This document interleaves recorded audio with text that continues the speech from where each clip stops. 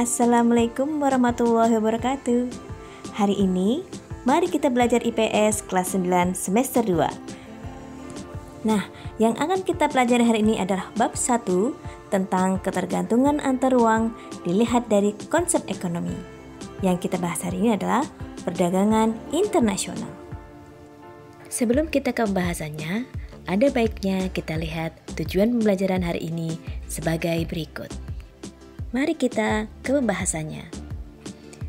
Perdagangan internasional adalah proses pertukaran barang dan jasa atau transaksi barang dan jasa antara dua negara atau lebih atas kesepakatan bersama untuk mencari keuntungan. Contohnya adalah misalkan negara Amerika membutuhkan rempah-rempah dari Indonesia atau Indonesia membutuhkan mesin-mesin pertanian dari Amerika. Nah, sekarang mari kita bahas tentang faktor-faktor pendorong perdagangan internasional. Yang pertama adalah perbedaan sumber daya alam.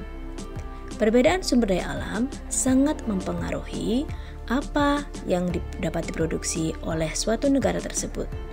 Contohnya karena adanya perbedaan musim. Seperti Indonesia hanya mempunyai 2 musim, jadi hampir semua tanaman rempah-rempah bisa hidup dengan baik. Dan di Amerika atau di negara Eropa dengan cuaca yang sangat ekstrim, ada beberapa tanaman yang mungkin tidak bisa hidup di sana. Contohnya rempah-rempah. Jadi, Eropa, Amerika membutuhkan rempah-rempah dari Indonesia. Yang kedua adalah perbedaan faktor produksi. Selain faktor produksi alam, suatu negara mempunyai perbedaan kemampuan tenaga kerja, besarnya modal yang dimiliki, dan keterampilan seorang pengusaha.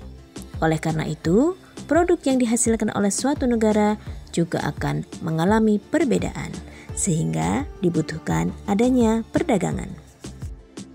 Yang ketiga adalah kemampuan negara memproduksi suatu barang. Tidak semua negara dapat memproduksi sendiri suatu barang karena keterbatasan kemampuan suatu negara, baik kekayaan alam maupun lainnya.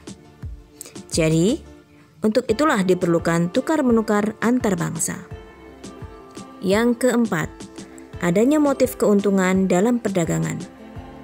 Biaya yang dikeluarkan untuk produksi suatu barang, setiap negara mempunyai perbedaan. Ada kalanya, suatu negara lebih untung jika melakukan impor, atau sebaliknya, lebih untung jika melakukan ekspor. Oleh karena itu, negara-negara tersebut akan mencari keuntungan dalam memperdagangkan barang hasil produksinya. Dan yang kelima, adanya persaingan antar pengusaha dan antar bangsa. Persaingan ini akan berakibat suatu negara dapat meningkatkan kualitas barang hasil produksi dengan biaya yang ringan, sehingga dapat bersaing dalam dunia perdagangan. Jadi, kesimpulan untuk hari ini bahwa perdagangan internasional adalah pertukaran barang dan jasa antar negara dengan kesepakatan tertentu untuk mendapatkan keuntungan.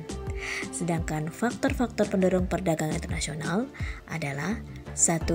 Karena adanya perbedaan sumber daya alam. Yang kedua, karena adanya perbedaan faktor produksi. Yang ketiga, kemampuan negara memproduksi suatu barang. Yang keempat, adanya motif keuntungan. Dan yang kelima, adanya persaingan antar pengusaha dan antar bangsa. Oke, cukup pembelajarannya untuk hari ini. Terima kasih untuk perhatiannya. Wassalamualaikum warahmatullahi wabarakatuh. Sampai jumpa.